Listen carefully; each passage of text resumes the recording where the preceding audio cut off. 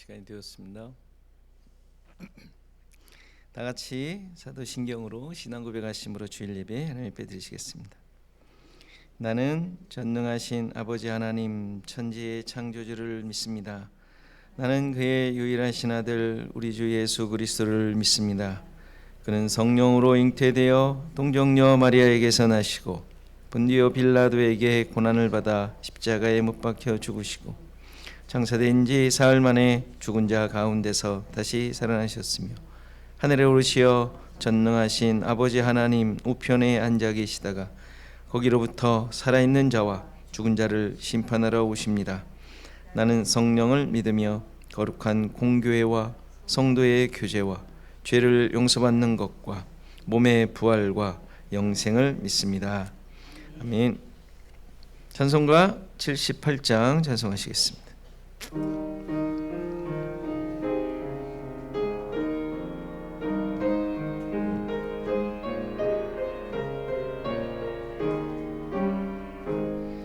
저 높고 푸른 하늘과 수 없는 빛난 별들을 지으신 이는 창조주 그 솜씨 크고 크셔라. 날마다 뜨는 저 태양 하나님 크신 권능을 만백성 모두 보라고 만방에 두루 비치네. 해지고 황혼 깃들 때에 동편에 달이 떠올라 밤마다 귀한 소식을 이 땅에 두루 전하네. 행성과 항성 모든 별 저마다 제길 돌면서 창조의 기쁜 소식을 온 세상 널리 전하네. 엄숙한 침묵 속에서 무별이 제길 따르며 지구를 싸고 돌 때에 들리는 소리 없어도 내 마음 귀가 열리면 그 말씀 맑히 들리네. 우리를 지어내시니 대주제 성부 하나님. 아멘.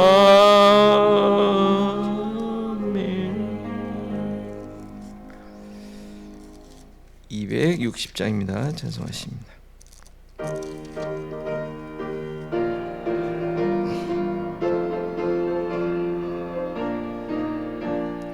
우리를 죄에서 구하시려 주 예수 십자가 지셨으니 기쁘게 부르세 할렐루야. 나 구원 얻었네. 찬송하세 찬송하세 주님 나를 구하셨네. 찬송하세 찬송하세 주가 구원하셨네. 우리를 주께서 구했으니 이전에 행하던 악한 일과 주하고 더러운 모든 죄를 온전히 버렸네. 찬송하세 찬송하세 주님 나를 구하셨네. 찬송하세 찬송하세 주가 구원하셨네. 나 지금 죄에서 사함받아 거룩한 백성이 되었으니 이 육신 장막을 벗을 때도 겁날 것 없겠네. 찬송하세 찬송하세 주님 나를 구하셨네. 찬송하세 찬송하세 주가 구원하셨네. 나 지금 태어날 때에 주 예수의 손목을 굳게 잡고 영원히 즐거운 천국에서 주 함께 살겠네. 찬송하세 찬송하세 주님 나를 구하셨네. 찬송하세 찬송하세 주가 구원하셨네.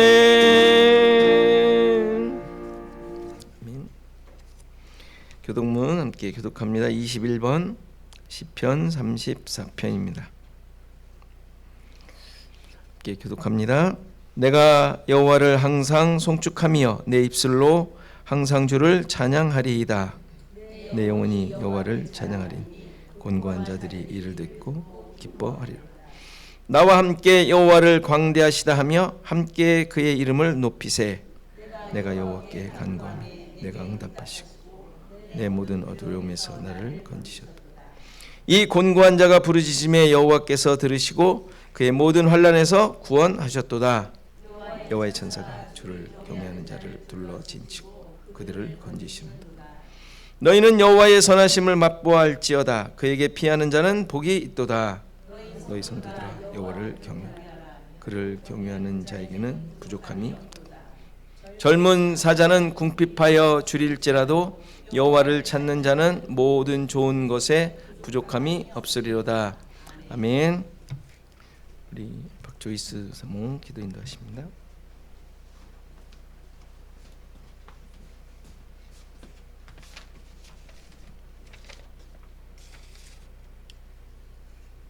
다 같이 기도드리겠습니다. 천지를 만드시고 우리를 만드시고 사랑하시는 거룩한 하나님, 우리의 아버지가 되시고 우리를 예수 안에서 자녀 삼아주신 하나님께 영광과 찬송을 드립니다. 오늘도 귀한 날을 허락하시어 아버지께 찬양과 기도와 감사로 함께 예배드릴 수 있게 하심 감사드립니다. 하나님, 우리의 지난 날들 또 다가올 매일매일의 삶이 주님의 온전한 은혜와 인도하심 가운데 있음을 믿음으로 고백합니다. 그러나 하나님, 그러한 하나님의 복과 은혜와 사랑에도 우리는 너무나 연약하여 그 사랑을 잘 깨닫지 못할 뿐 아니라 순간순간 마음이 무너져 보이는 것에 제한을 받고 삶의 문제에 몸부림치며 나라는 존재에 붙들려 감사와 용서가 부족한 가난한 인생을 살고 있습니다. 우리에게 주신 믿음조차도 수단 삼아 예수님을 믿는 고백이 가지는 신비한 능력과 가치보다는 내 목적, 내 감정, 내 욕심을 앞세워 삶의 내용이 끊임없이 내 증명과 자랑과 세상적인 섣부른 기대로 채워왔습니다. 주님, 이것이 죄임을 깨닫게 하시고 용서하여 주옵소서. 예수님을 통해 이루신 나라는 내 나라가 아닌 하나님의 나라임을 잊지 않고 그리스도 예수 안에서 나를 놓치지 않는 하나님의 열심과 일하심을 믿는 믿음으로 하나님만 붙드는 우리들이 되게 하여 주옵소서. 하나님, 이 시간 몸과 마음이 약한 우리 지체들을 주님 앞에 올려드립니다. 우리의 아픔까지도 함께 하시는 성령님께서 도우시고 치료하여 주옵소서. 그래서 그들의 눈물과 한숨과 아픔과 감사와 찬송을 다 묶어 하나님과 더불어 이기게 하시어 영육이 강건해지는 능력을 갖게 하옵소서. 하나님, 조국과 조국 교회와 우리가 속해 있는 미국과 전쟁으로 신음하고 있는 세계 곳곳에 공유를 베풀어 주시고 하나님의 거룩하심과 신실함으로 지켜주시옵소서. 이 시간 말씀을 전하시는 목사님과 듣는 저희에게 성령님 함께 하시어 증거되는 말씀에 근거하여 하나님이 누구시며 우리는 누구인지 확인하며 기억하는 복된 시간 되게 하시며 우리 평생 소원인 예수 잘 믿는 복을 허락하여 주시옵소서. 오늘도 복된 예배의 자리를 주신 주님께 감사드리며 우리를 구원하신 예수님의 이름으로 기도드립니다. 아멘.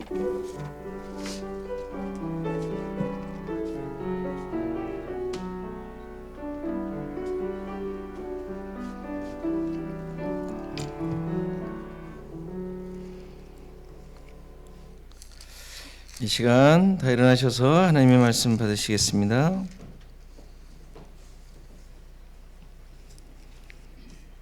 하나님의 말씀은 창세기 29장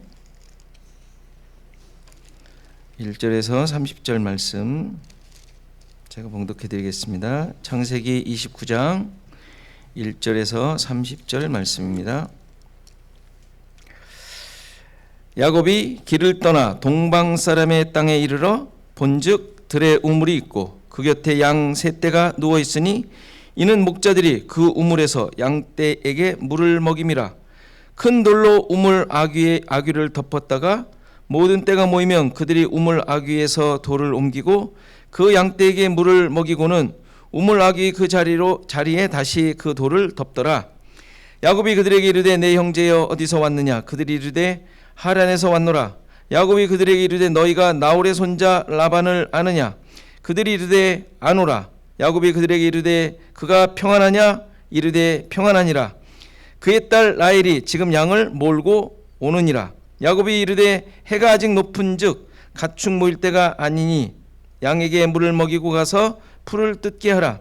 그들이 이르되 우리가 그리하지 못하겠노라. 때가 다 모이고 목자들이 우물 아귀에서 돌을 옮겨야 우리가 양에게 물을 먹이느니라.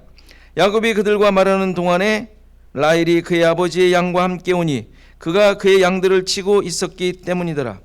야곱이 그의 외삼촌 라반의 딸 라헬과 그의 외삼촌의 양을 보고 나아가 우물 아귀에서 돌을 옮기고 외삼촌 라반의 양떼에게 물을 먹이고 그가 라헬에게 입맞추고 소리내어 울며 그에게 자기가 그의 아버지의 생질이요 리브가의 아들됨을 말하였더니 라헬이 달려가서 그 아버지에게 알리매 라반이 그의 생질 야곱의 소식을 듣고 달려와서 그를 영접하여 안고 입맞추며 자기 집으로 인도하여 드리니 야곱이 자기의 모든 일을 라반에게 말하매 라반이 이르되 너는 참으로 내 혈육이로다 하였더라. 야곱이 한 달을 그와 함께 거주하더니 라반이 야곱에게 이르되 내가 비록 내 생질이나 어찌 그저 내 일을 하겠느냐? 내 품삯을 어떻게 할지 내게 말하라. 라반에게 두 딸이 있으니 언니의 이름은 레아요 아우의 이름은 라헬이라. 레아는 시력이 약하고 라헬은 곱고 아리따우니 야곱이 라헬을 더 사랑하므로 대답하되 내가 외삼촌의 작은 딸 라헬을 위하여 외삼촌에게 7년을 섬기리이다. 라반이 이르되 그를 내게 주는 것이 타인에게 주는 것보다 나으니 나와 함께 있으라. 야곱이 라헬을 위하여 7년 동안 라반을 섬겼으나 그를 사랑하는 까닭에 7년을 며칠같이 여겼더라. 야곱이 라반에게 이르되 내 기한이 찼으니 내 아내를 내게 주소서. 내가 그에게 들어가겠나이다. 라반이 그곳 사람을 다 모아 잔치하고 저녁에 그의 딸 레아를 야곱에게로 데려가매 야곱이 그에게로 들어가니라. 라반이 또 그의 여종 실바를 그의 딸 레아에게 시녀로 주었더라. 야곱이 아침에 보니 레아라. 라반에게 이르되 외삼촌이 어찌하여 내게 이같이 행하셨나이까? 내가 라헬을 위하여 외삼촌을 섬기지 아니하였나이까? 외삼촌이 나를 속이심은 어찌 됨이니이까? 라반이 이르되 언니보다 아우를 먼저 주는 것이 우리 지방에서 하지 아니하는 바이라. 이를 위하여 7일을 채우라. 우리가 그도 내게 주리니 내가 또 나를 7년 동안 섬길지니라. 야곱이 그대로 하여 그 7일을 채우매 라반이 그 딸 라헬도 그에게 아내로 주고 라반이 또 그의 여종 비라를 그의 딸 라헬에게 주어 시녀가 되게 하매 야곱이 또한 라헬에게로 들어갔고 그가 레아보다 라헬을 더 사랑하여 다시 7년 동안 라반을 섬겼더라. 아멘. 찬송가 322장 찬송하시겠습니다.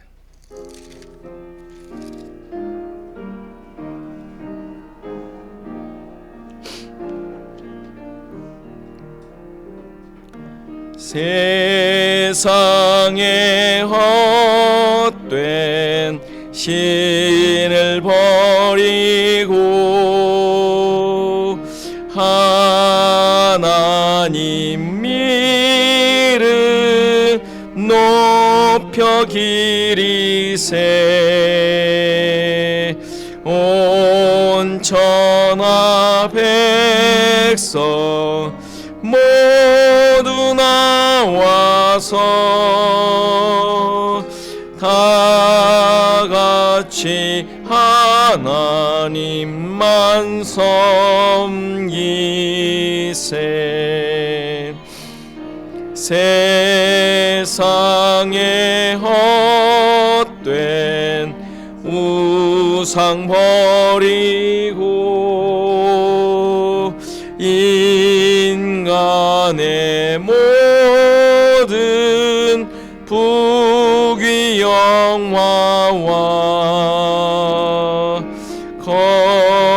거짓과 불의 모두 버리고 온전히 하나님만 섬기세. 주님의 백성 서로 헤아려 시기와 미움 아주 버리고 하나님만을 홀로 섬기는 천국을 어서 이루어 주소서.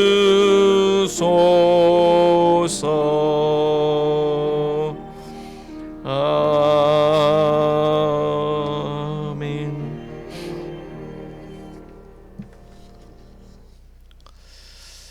교회 소식 함께 나눕니다. 여러분들 앞뒤 사람과 인사하시죠. 자, 평안하셨습니까? 아프신 분들이 많은데 여러분들은 건강하신 거죠? 네. 요즘 뭐 아프면 그게 뭐 한 3, 4일 일주일이 아니라 뭐 2주, 3주를 간다고. 저도 아직은 그 목소리가 코에 그 맹맹한 소리가 아직도 나는 것 같아요. 그죠? 주일날도 한번 빼먹으면서까지도 했는데 말이에요. 이렇게 아직도 이게 위드 코로나가 아니라 이게 무슨 뭐 이상한 옛날 같은 돌림병일 텐데. 아무튼 건강하시기 바랍니다. 전사님, 장로님도 지난주에 한 주간 동안 그냥 애들과 함께 그냥 아주 힘든 시간을 보내셨다고 하셨습니다. 자, 우리 새가족 모임이 이제 이렇게 또 잘 이렇게 몇 개 또 생겼습니다. 새가족 모임 수요일, 목요일 오전 10시, 금요일 오후 8시. 여러분들 혹시 새가족이 아니더라도 그래도 우리 함께 나눔을 하고 싶다. 들어오십시오. 얼마든지 들어오셔도 됩니다. 같이 이렇게 나누고 무슨 뭐 우리가 서로 삶을 나누고 또 우리의 신앙을 나누고 하는 거니까, 믿음을 나누고 하는 거니까 시간 되시는 분들 아무 때나 그러나 이쪽 저쪽 왔다 갔다 하지 마시고 하나를 정하셔서 이렇게 같이 교제하는 시간 가지면 좋겠습니다. 또 독서 나눔은 늘 하던 거죠. 수요일은 새벽에 좀 했던 건데 여러 가지 상황이 좀 안 좋아서 제가 또 뭐 이렇게 애 또 데리고 가고 그래서 너무 짧아서 저녁으로 옮겼습니다. 여러 다른 분들 또 상황을 봐서. 그래서 수요일 저녁, 토요일은 오전 8시. 여기도 여러분들이 이렇게 자유롭게 오시면 이번에는 또 새로운 책을 시작하니까 여러분들 또 여러분들에게 새로운 시각과 또 관점을 갖게 하는 예수님에 대한 그런 책을 또 선정을 했어요. 여러분들 또 하실 분들 다 오셔서 같이 자유롭게 매번 못 나갈 텐데 관계 없습니다. 뭐 거기 있는 분들도 100% 참석하시는 분 없으니까 가끔 빠질 수도 있고 이러저런 일이 있을 수 있으니까 여러분들 그거에 부담 갖지 마시고, 말씀드리지만 주일은 이렇게 정말 예배를 어떻게 좀 바꿨으면 좋겠다는 마음이 생겼는데 어떻게 대안이 없어서 그냥 이렇게 드리는 거예요. 좀 이렇게 서로가 나누며 우리의 삶에 하나님의 인도하심과 살아계심을 함께 나누는 이런 예배였으면 참 좋겠는데 그거를 이렇게 하시는 분들이 없는 것에 저도 연구 중이에요. 정말 어떻게 좀 획기적인 예배가 너무 그 정형화된 예배가 아닌 정말 우리가 한 마음이 되어 하나님이 이런 분이시더라 함께 나누며 높이며 찬양하는 그리고 기도하는 간구하는 이런 것이었으면 좋겠는데 이 시간을 통하여 이런 걸 참 자유롭게 나눌 수 있어서 참 좋은 것 같아요. 그래서 제 말씀을 가지고 또 나누고 여러분들이 삶의 상황 가운데 누가 어떤 이런 모습이 있었는데 그런 것도 나누고 이런 시간이니까 자유롭게 들어오십시오. 그러니까 부담 없이. 그러나 새가족 모임과 독서 나눔은 다른 거니까 둘 다 나오셔도 되니까 관계없습니다. 실제로 둘 다 하시는 분도 있어요.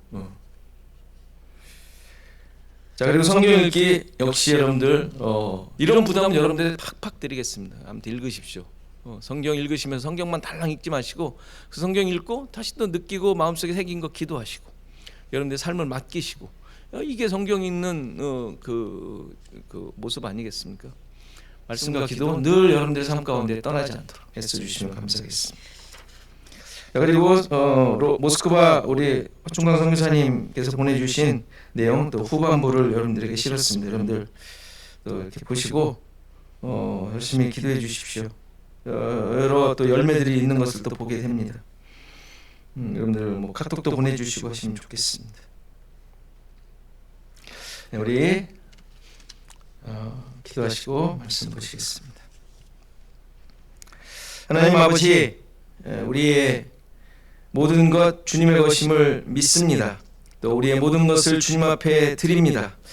또 우리의 생각과 우리의 행동과 우리의 애쓰며 만들어가는 모든 것들 주님께 맡깁니다.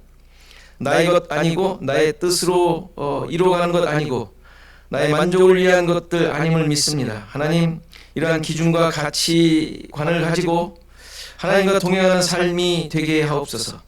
무엇보다도 나를 이끄시고 나를 만드시고 나를 통하여 하나님의 목적을 이루시는 존재임을 깊이 깨닫게 하시고 이러한 하나님의 목적을 쫓는 우리의 삶이 되게 하옵소서.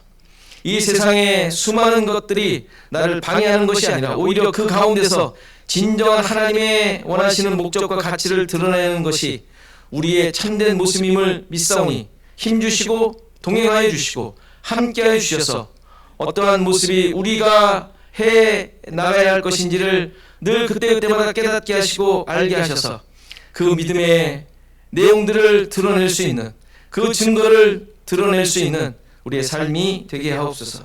오늘도 말씀 앞에서 싸운 이 말씀이 나를 깊이 돌아보는 기준이 되게 하시고 또 말씀의 검이 되게 하시고 쪼개고 나누고 잘라내어 하나님의 뜻만 나의 삶 가운데 오롯이 세워지는 귀한 시간 되게 하옵소서. 감사하고 예수 그리스도의 이름으로 기도하옵나이다. 아멘. 우리가 지금 야고보에 대해서 계속 보고 있는데요. 야고보에 대해 상당히 오해하고 있는 부분이 있는 것으로 압니다. 실제로 그렇습니다. 그는 속이는 자이고 사기꾼이고 욕심쟁이이기 때문에 그의 인생이 그렇게 힘들게 살게 되었다라는 생각을 갖는 것이죠. 은연중에 가자요. 은연중에.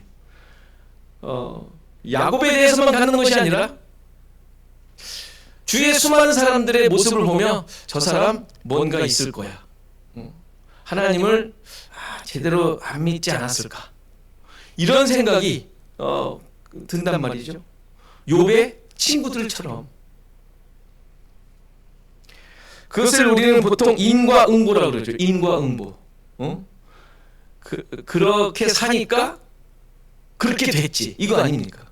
인과응보. 그런데 정말 야곱의 인생이 그 인과응보의 삶일까요? 당연히 아니죠.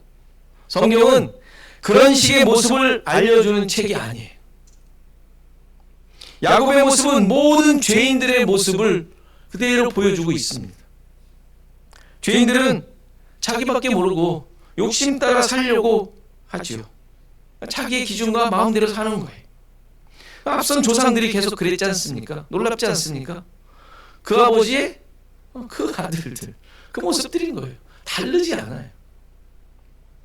그런데 그러한 자들이지만 하나님께서는 그의 계획을 그들을 통하여 이루어 가신다는 사실, 그걸 또 성경이 보여줘요. 야곱을 이끌어내어 외삼촌 집으로 인도하시고 그곳에서 살도록 하시죠. 에서를 피해 온 것이지만 실제 목적은 아내를 얻기 위함이라고 말씀드렸어요. 그리고 아내를 얻는 것은 하나님의 약속인 자손, 그 씨를 얻게 하기 위함이죠. 따라서 그 과정이 하나님의 인도하심과 뜻이 그대로 그의 삶 가운데 드러나게 돼요. 망하는 것 같고 정말 골탕 먹는 것 같고 지가 심은 대로 그대로 열매 맺는 것 같은 모습인데 그게 아니라 하나님의 뜻을 이루더라는 것이죠. 하나님께서 인도하시더라는 것이죠. 이게 은혜인 거예요. 이게 은혜. 그러니까 여러분들에게 은혜는 뭐예요? 그 사실이죠. 여러분들을 여전히 하나님께서 인도하시더라는 거예요. 말씀을 통해서 확인하며 정말 나는 은혜에 있는 사람이구나, 이것을 확신하며 고백하는 거예요. 뭐 때문에? 지금은 이 모양이 이 꼴이지만 그 꼴 가지고 평가하는 게 아니라 뭔가 어떤 열매, 뭐 기가 막힌 나를 만족시키는 뭐 아니면 왜 이렇게 나는 맨날 이래, 이런 것으로 확인하는 것이 아니라 그런 것과 관계없이 하나님께서는 나를 이끌어 가시더라는 것, 성경이 계속 얘기해주고 있는 거예요. 29장은 야곱이 드디어 외삼촌이 사는 지역에 도착하여 아내를 만나고 그 집에서 자녀를 낳는 내용입니다. 이 과정이 보여주는 의미가 뭐라고 그랬어요? 아내를 얻고 자녀를 낳음으로 이스라엘 민족이 거기서부터 시작이 되는 거예요. 12아들은 12지파, 12부족이 되죠. 그리고 이들은 하나님의 백성으로 만들어져요. 따라서 야곱이 아내를 얻는 것은 단순한 무슨 결혼해가지고 사는 그 당시에 일반적인 그 가족의 모습이 아니라 예수 그리스도를 통하여 교회가 만들어지고 있는 내용을 그대로 예표하고 있는, 보여주고 있는 것이란 말이에요. 오늘 본문은 야곱이 결혼하는 과정을 보여줍니다. 야곱은 역시 그의 아내를 우물이라는 곳에서 만나요. 우물. 앞서 이삭 때부터 확인된 것이지만 아내를 만나는데 우물이 매개체가 되고 있어요. 중매 장소가 되고 있어요. 누가 중매하는 건 아니지만 하나님 중매하시는 거지만 아무튼 중매 장소가 돼요. 카페죠. 당연히 특별한 의미가 있는 거예요. 당연히. 요한복음 4장에서 이 내용이 예수님께서 사마리아 여인을 만나는 것까지 이어지죠. 그렇죠? 그러니까 이것은 단순한 여자를 만나는 것이 아니라, 어떤 여인을 만나는 내용이 아니라, 전도하는 현장이 아니라, 배우자를 만나서 뭔가 연결이 됐다, 이게 아니라 예수 그리스도의 신부인 교회가 어떻게 만들어지는지를 설명하고 있는 거, 보여주고 있는 거, 시청각 교육인 것이죠. 예수님이 만난 여인이 어떤 모습이었죠? 남편 5명이 있었어요. 근데 지금 만나는 남자도 남편이 아니래. 참 바람둥이죠? 바람둥이라는 말을 하는 것이 아니죠. 지금 5이 있었는데 그에게는 의미가 없었다는 게 율법을 얘기하는 율법. 그리고 지금 6번째를 달고 사는 것도 본 삶이 아니라는 것이죠. 그래서 누굴 만나야 돼요? 7번째. 7번째 남편을 만난 사건이 그 사건 아닌가? 요한복음 4장의 사건. 부엘세바. 이해가 되시죠? 그때부터 이 창세기부터 부엘세바는 계속 이루어지고 있었던 거예요. 부엘세바. 부엘이 뭐예요? 우물. 세바 7. 그러니까 예수 그리스도를 만나는 것이 참된 삶이라는 것을 보여주고 있는 거예요. 부엘세바가 지금 그렇게 해서 계속 설명되었던 것이죠. 우물가에 도착한 야곱은 그곳에 미리 와 있던 목자들과 대화를 합니다. 뭐 낯선 곳에 왔으니까 물어봐야겠죠. 라반 가정에 대한 질문을 주고받는데 라헬이 아버지의 양떼를 데리고 도착을 하게 되죠. 그래서 야곱은 그들과 대화했던 것을 무시해버리고 우물에 돌을 옮기고 그 라헬의 양떼에게 물을 먹이고 라헬과 입맞추고 소리내어 울며 자신의 정체를 이제 얘기를 합니다. 뭐 감격스럽겠죠. 머나먼 길을 왔다라는 증거겠죠. 험난한 길을 왔고 막연한 길을 왔다라는 증거겠죠. 그러니까 그 어머니가 아버지가 보낸 그 거기에 왔으니까 뭐 그럴 만하겠죠. 그러니까 지금 요 라헬을 만나는 그 모습은 신자, 교회를 향한 예수 그리스도의 모습을 보여주는 장면이에요. 당연한 거죠. 아담과 하와의 만남에서부터 드러난 모습이지만 남자가 부모를 떠나 아내를 찾아온 것이죠. 그죠? 그 모습이 뭐라 그랬어요?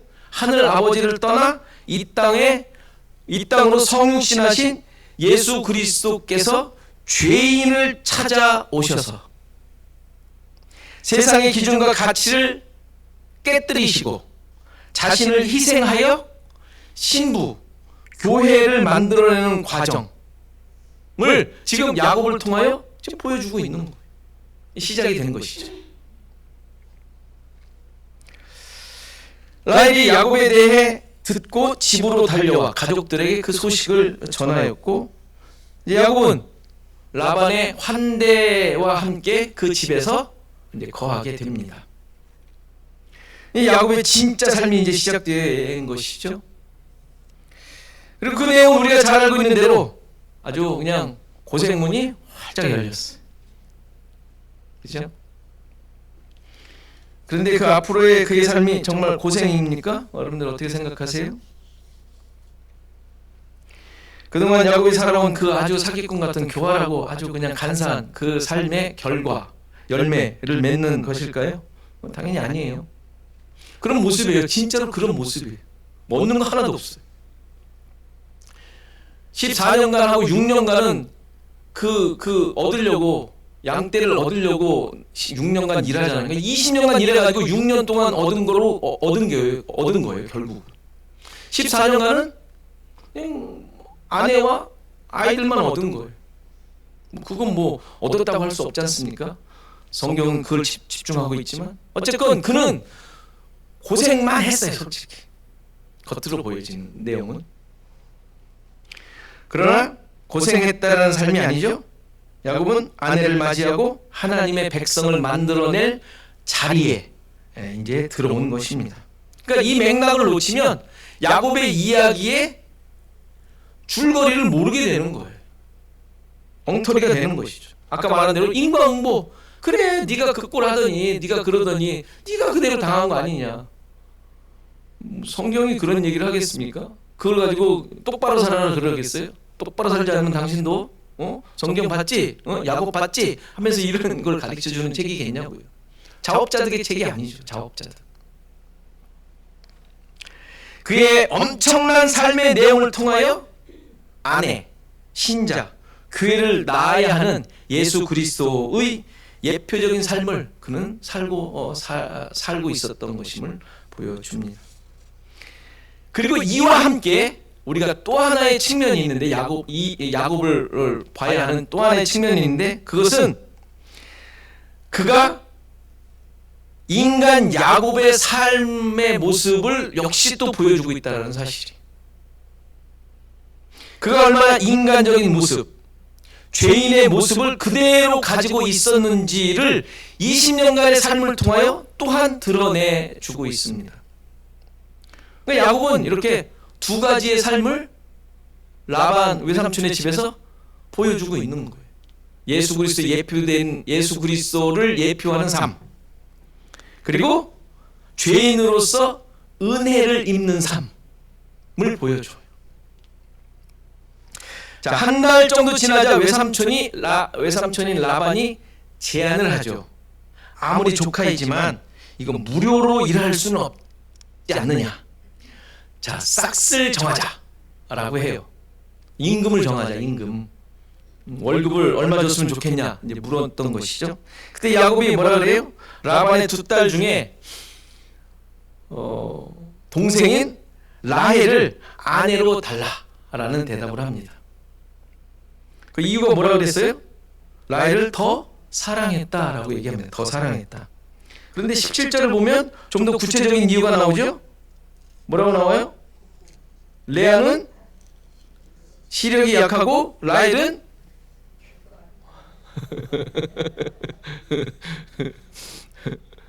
고와야 돼. 아 참.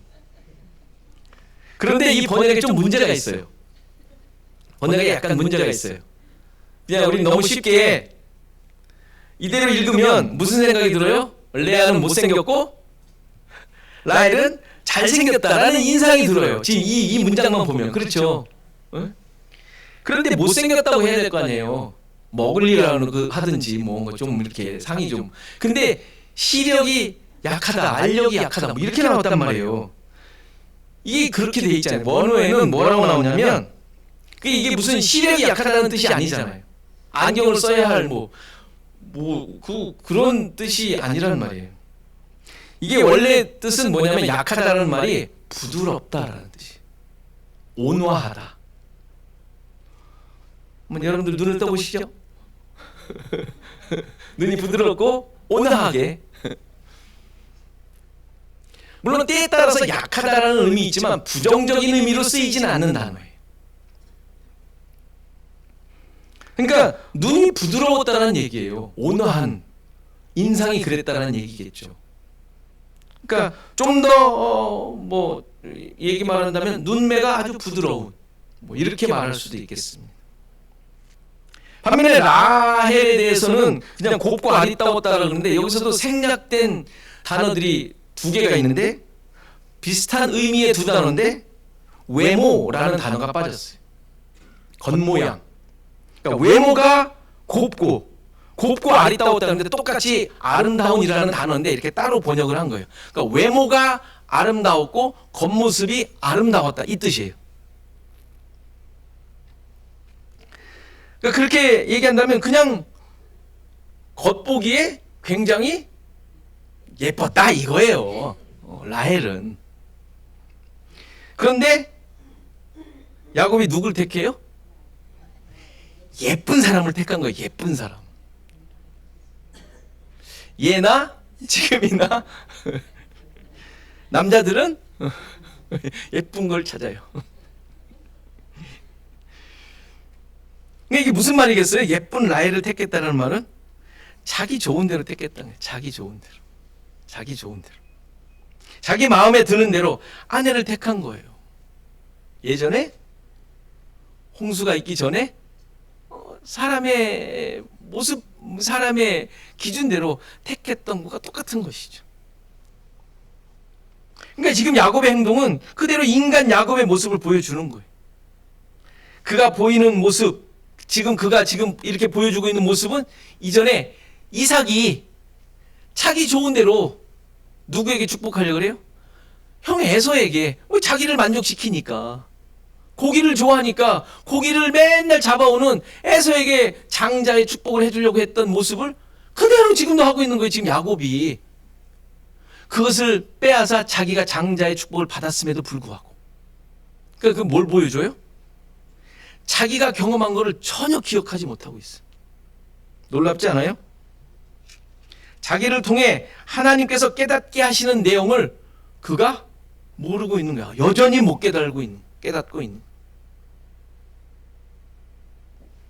장자로서 자격도 없고 얻을 수 없는 자였는데 은혜로 어머니의 도움으로 그것을 얻은 본인의 그렇게 은혜로 엉터리 같은 자가 은혜로 장자의 복을 받았던 그 사실을 까맣게 잊고 있는 거예요. 아니 그러한 경험을 자기의 삶에 적용을 못 시키고 있는 거예요.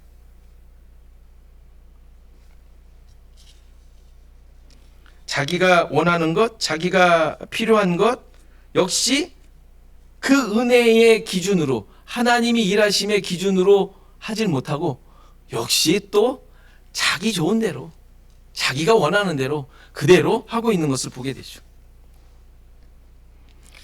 어떻게 생각하세요? 여러분들은 어떻습니까?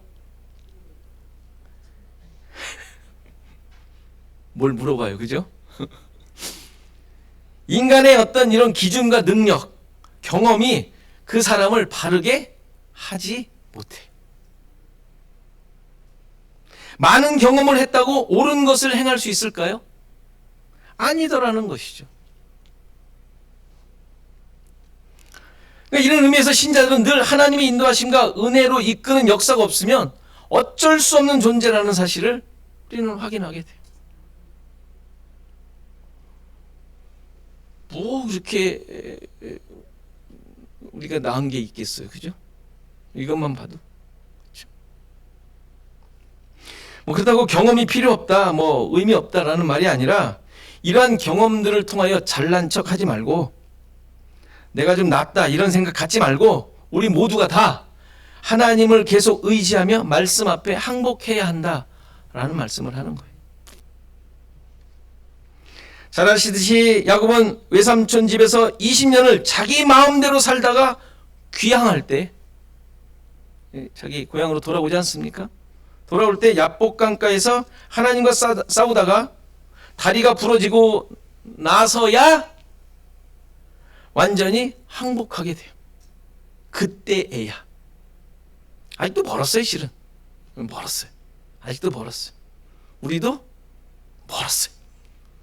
멀었어요. 다리가 하나 부은지러져야 이제 우리 알게 되죠.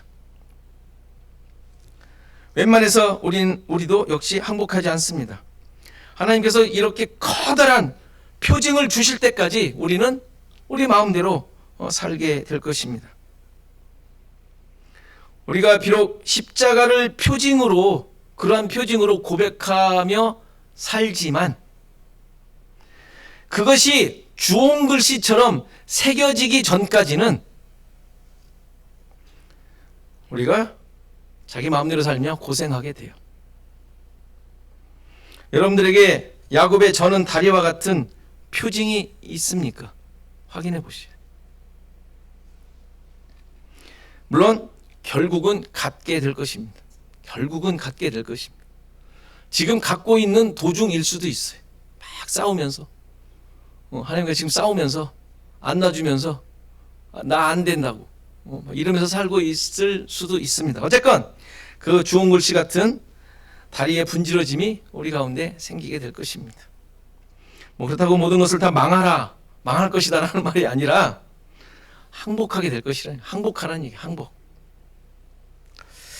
그 내용은 이제 계속 이제 야곱을 통하여 살피게 될 것입니다. 이제 또 다른 야곱의 모습을 살펴보겠습니다. 이제 라헬을 품삯으로 정한 야곱은 외삼촌에게 그를 위하여 7년간 섬기겠다라고 말합니다. 다시 말해서 야곱은 아내를 얻기 위해 섬기기로 한 거예요. 섬기기로. 여기서 이 섬기다라는 단어가 굉장히 중요한 의미인데 앞에서도 계속 나왔던 단어예요. 어디서 나왔는지 혹시 기억하시겠어요? 어디서 나왔나요? 제가 여러분들 나눠드리는 이유가 여기에 있어요. 이런 거 하나씩 기억하시라고. 첫 권에 나왔는데, 첫 권에. 2장이군요. 2장에 나왔군요. 아담이 에덴 동산에서 무슨 일을 합니까?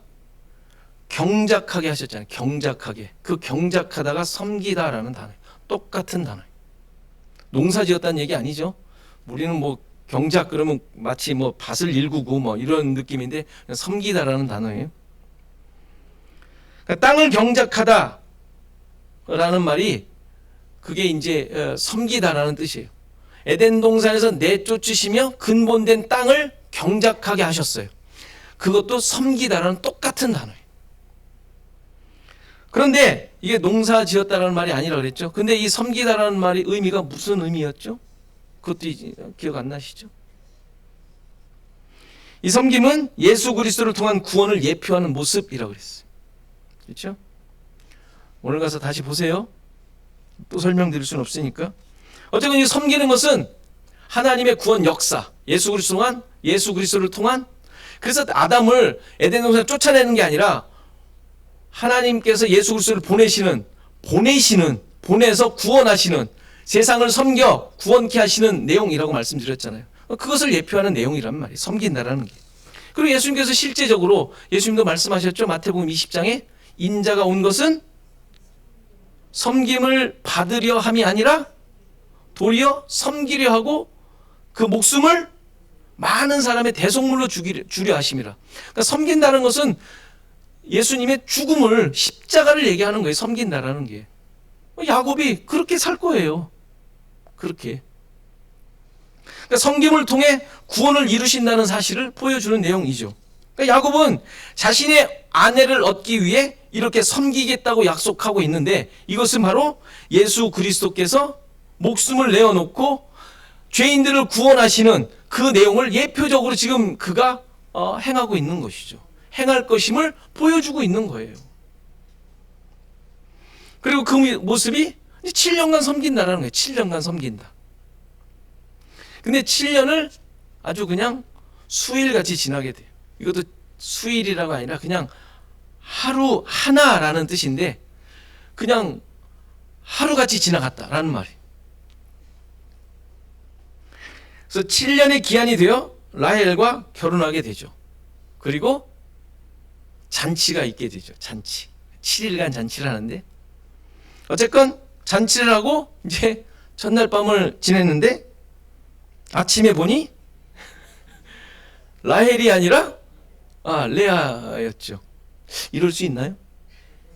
아무리 전기가 없고 일찍 밤이 와서 자기가 들어가 있는 사이에 어두컴컴한 가운데 라헬이 아닌 레아가 들어왔는데 7년간 같이 산 두 자매를 구별을 못했을까요?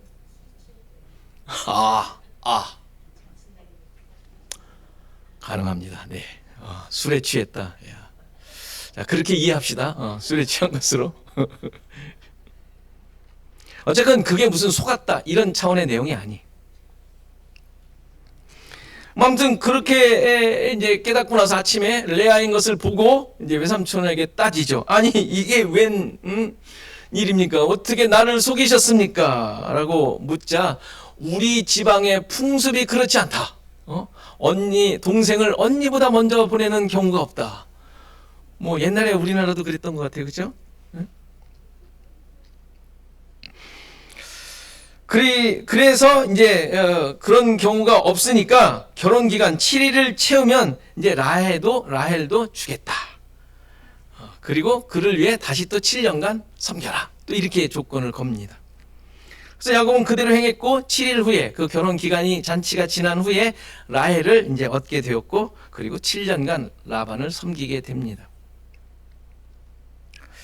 아내를 얻기 위해 야곱은 7년을 섬겼고 7일을 채웠고 다시 7년을 섬기게 된 것입니다. 근데 7일은 뭐 결혼 풍습에 의해서 이 결혼 기간이 7일이라고 치더라도 왜 아내를 얻기 위해 7년이라는 기간을 주었을까요? 3년이면 안 돼요? 5년이면 안 됩니까? 뭐 8년은 안 돼요? 왜 하필 7년일까요? 그러니까 성경에서 의미가 있는 거예요. 이렇게 굳이 7년 한 것은 뭐 성경에 어떤 그런 법도 있는 것도 아닌데,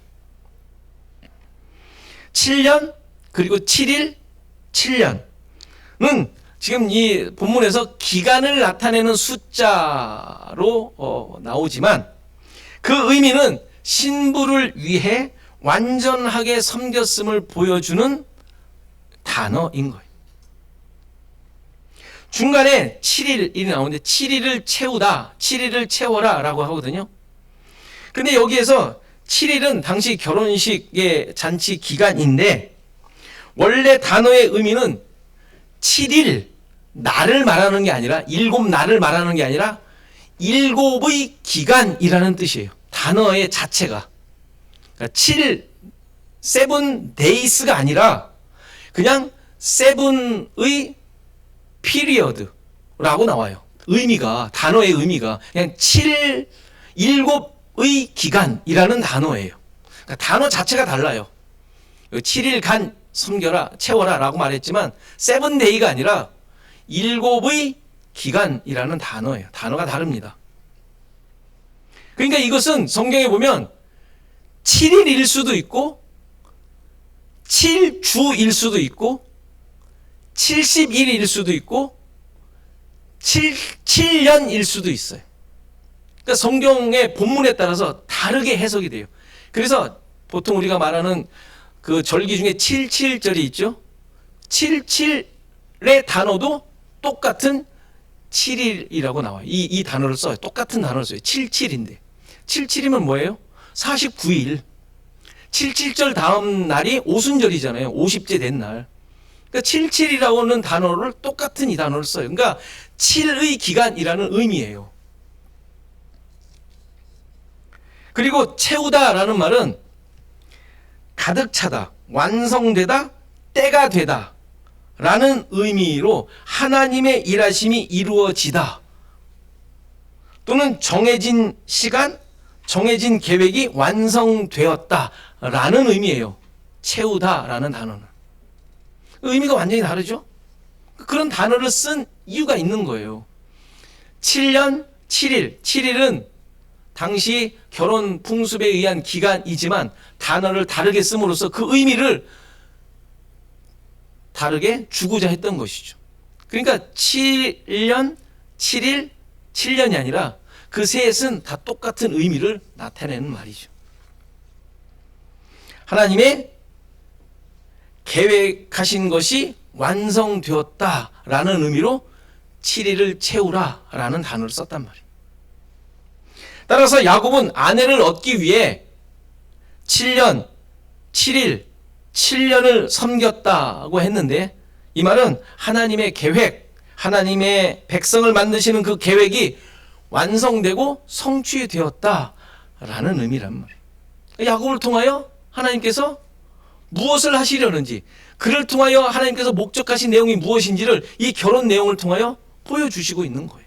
하나님의 백성을 만드시는 것이죠. 이렇게 야곱의 섬김을 통하여 레아와 라헬 그리고 그의 몸종인 실바와 빌하가 신부로 세워지게 돼요. 이 땅에 죄인을 찾아오신 예수 그리스도께서 온전히 섬기심으로 십자가를 지심으로 값없는 자들 아니 그냥 별 볼 일 없는 자들, 이제 그 다음에 계속 보게 돼요. 아들을 낳을 때에 그들의 모습을 보게 되죠. 레아는 은혜가 없어요. 총이 없어요. 아니 라헬은 그렇게 사랑했는데 총이 은혜가 없었다 그래. 레아는 쳐다보지도 않는 대상이에요. 그렇지 않습니까? 뭐 실바와 빌하는 뭐 몸종이니까 뭐 계산에도 들어가지도 않는. 그러니까 이런 자들을 통하여 그러나 야곱의 온전한 섬김으로 말미암아 하나님의 백성들이 교회가 만들어지는 내용을 야곱을 통하여 보여줍니다. 이 모습은 우리 모두의 이야기이죠. 예수 그리스도로 말미암아 우리 같은 자들이 다 신부가 돼요. 누가 레아예요? 누가 실바고? 여러분들 한 사람 한 사람이 다 뭐 라헬이고 싶으세요? 예쁜 근데 은혜가 없답니다. 그런 자들이에요. 뭔가 괜찮은 것 같아도 보니까 또 아닌 거예요. 다 그런 자들이에요. 우리도 별 볼 일 없는 것 같은데 또 은혜가 있어요. 또 다 우리 그런 자들 아닙니까? 그런 자들을 하나님께서는 택하셔서 온전히 예수 그리스도께서 섬기심으로 십자가를 지심으로 그의 신부 삼으시고 그의 뜻을 이루시는, 그의 백성 만드시는, 씨를 품고 씨를 낳는 자들로 우리를 부르시고 만드신 것이죠. 뭐 인간 야곱의 기준으로는 라헬이 제일 나아 보일 수 있지만, 그렇죠? 예수 그리스도의 섬김을 기준으로 본다면 모두가 다 똑같은 섬김을 받아 신부가 되었다라는 사실이에요. 우열이 있질 않아요.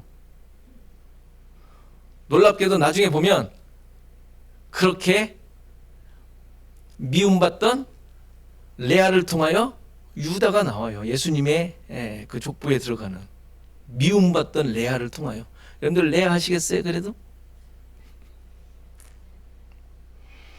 그러니까 이렇게 예수 그리스도의 섬김으로 교회된 신부된 자들은 각각의 모습과 가지각색의 우리들끼리는 우열을 따지고 쟤는 이뻐 그럴지 몰라도 하나님의 뜻을 이루는 데는 하나의 차등이 없다는 사실을 보여줍니다. 똑같은 섬김의 대가로 십자가의 은혜로 선택된 자들이 그것만 가지고 있는 자들이에요. 그것만 가지고 살아가는 자들이죠. 그것만 가지고 하나님 앞에 서는 자들이죠. 게다가 모두가 다 하나님의 백성을 낳는 자로 존재하게 돼. 모두가 다 우열이 없죠. 다 둘 낳고 넷 낳고 한 사람이 있지만 수의 그 차등은 있지만 모두가 다 교회를 낳은 하나님의 백성들을 낳은 자들인 거예요. 신부인 거예요. 똑같은 신부. 다 씨를 가진 자들. 다 예수 그리스도가 있는 자들. 다 말씀이 생명이 되어 살아가는 자들로 세움을 받은 거예요.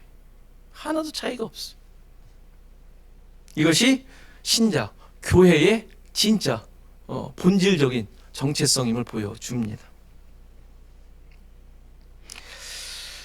이거의 좀 더 구체적인 내용은 이제 아들을 낳는 내용을 보면서 살펴보도록 하고요. 우리는 모두가 다 주님의 섬기심으로 신부된 자들입니다. 그런 자들로서 또 십자가로 생명을 소유한 자들로서 여러분들의 자리와 가치가 어떠함을 깊이 깨닫고 새기고 마음에 가지고 그것을 누리며 살아가는 시애틀 주안학교의 성도들이기를 간절히 바랍니다. 다 같이 일어나셔서 433장 찬송하시겠습니다.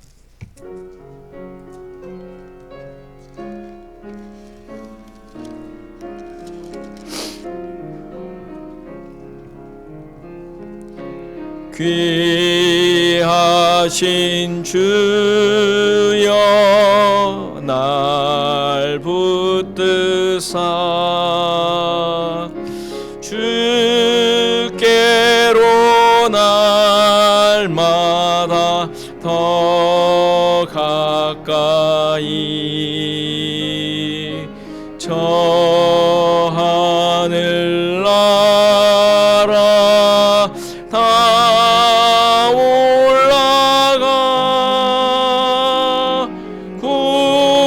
구주의 품 안에 늘 안기어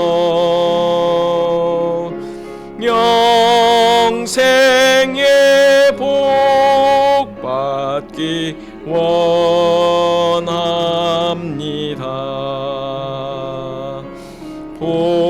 봉헌할 물건 나 없어도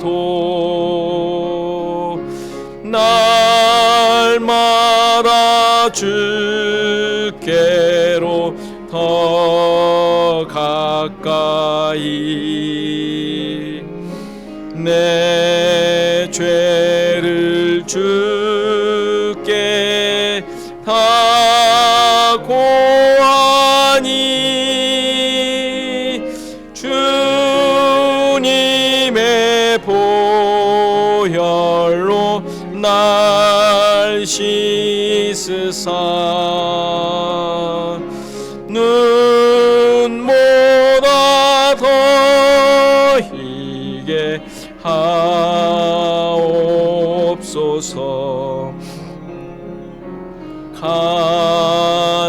간악한 마귀 날 꿰어도 주 예수 앞으로 더 가까이 이 세상 속한 그 허영심 또 추한 생각을 다 버리니 정결한 마음 내게 늘 주소서. 이 세상 내가 살 동안에 주께로 날마다 더 가까이 저 배는 천국 나 들어가 한없는 복락을 닫도록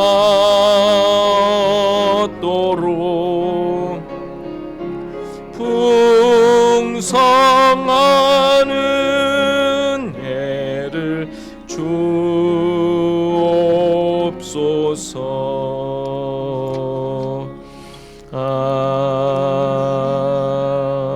아멘.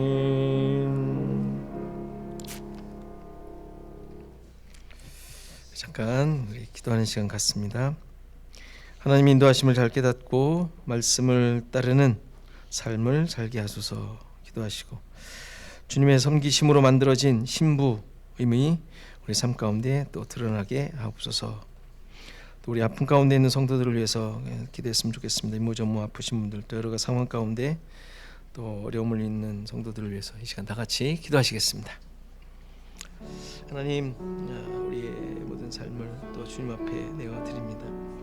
정말 주님만이 나의 주인이시고 나의 모든 것을 이끌어 가시고 나를 위하여 아버지 하나님 온전한 섬기심으로 하나님 나의 나됨이 만들어졌음을 믿습니다. 하나님 이 사실을 다시 한번 깊이 깨닫게 하시고 새기게 하옵소서. 아버지 하나님 정말 이 간절함이 정말 하나님만이 나의 주님이시고 아버지 그것만이 나를 이끌어가는 존재입니다. 아버지 그것으로 말미암아 살고 있습니다. 하나님 하나님 깨닫게 하여 주시옵소서. 주님 은혜를 베풀어 주셔서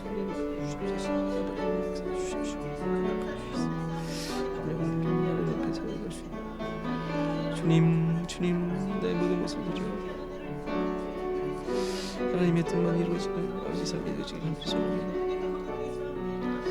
주님 내가 하고 있는 모든 일 나의 삶의 현장 나의 가정과 직장과 하나님 내가 쓰고 있는 모든 상황 가운데 정말 하나님께서 인도하셨고 함께 하시고 정말 말씀 가운데 살아갈 수 있는 제가 할 수 있도록 하나님 역사해 주시옵소서. 주님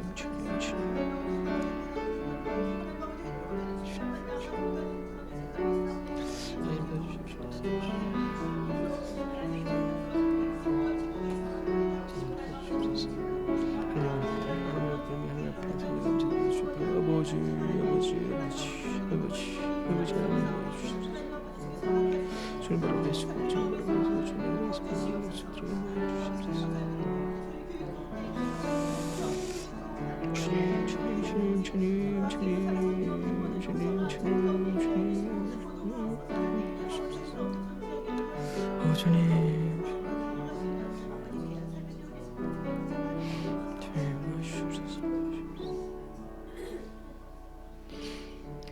하나님 아버지 주님이 우리를 위해 섬기시고 모든 것을 내려놓으시고 우리를 신부 삼기 위하여 하나님의 뜻을 이루는 존재로 만들어가기 위하여 십자가에 달리시기까지 섬기신 그 은혜와 사랑을 다시 한번 우리 깊이 우리 마음속과 우리 생각 속에 깊이 새길 수 있게 하옵소서. 주님, 지금 우리의 모습이 그냥 그저 그렇게 세상 가는 대로 세파에 쫓기어 만들어진 것이 아니라 그런 상황 속에서 하나님은 우리와 동행하시며 목적하신 것을 이루어 가시며 하나님의 일하심을 드러내는 삶으로 이끌어 오신 줄 믿사오니 하나님 다시 한번 이러한 하나님의 목적과 뜻을 깊이 생각하게 하시고 기억하게 하시고 알게 하시고 찾게 하셔서 이렇게 살아가시며 우리를 통해 그 뜻을 이루시려고 한다는 사실을 함께 나누는 정말 우리 사랑이 넘치는 시애틀 주원학교의 공동체 되게 하옵소서. 주님, 힘들고 어렵고 정말 이 세상에 속고 사는 그런 모습들이 우리 가운데 있을지라도 하나님, 나의 나됨이 어떻게 만들어진지를 잊지 않게 하시고 하나님의 살아계시고 역사하시는 그 정말 그 모든 것을 내어놓고 섬기시는 그 섬기심으로 만들어진 존재임을 다시 한번 깊이 깨닫고 이것이 나의 참된 삶의 기준이 되고 기쁨의 근거가 되고 감사가 넘치며 찬양이 넘치는 그런 이유가 될 수 있도록 우리를 붙잡아 주시옵소서. 하나님, 우리 가정이 있습니다. 우리의 직장이 있습니다. 우리가 힘쓰며 애쓰는 모든 삶의 환경들이 있습니다.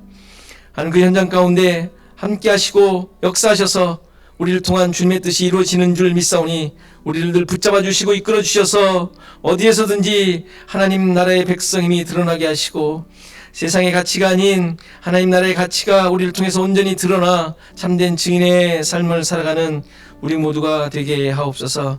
이 시애틀 주원학교를 통한 하나님의 뜻이 있는 줄 믿사오니 우리 모두가 한 마음이 되어 그 사명 잘 감당케 하시고 우리가 봐야 할 것, 걸어가야 할 것, 있어야 할 곳 하나님 주님께서 이끄시는 대로 그것을 잘 감당하며 그곳에서 진정한 삶의 내용을 만들어내며 열매 맺는 우리 모두가 되게 하옵소서. 이제는 예수 그리스도의 은혜와 하나님의 크신 사랑과 성령의 감화 감동 교통하시며 함께 하심이 오늘 예배한 모든 성도들 머리머리 위에 저들의 생업과 가정과 자손 대대 위에 시애틀 주원학교회 위에 이제부터 영원토록 함께 계실지어다. 아멘.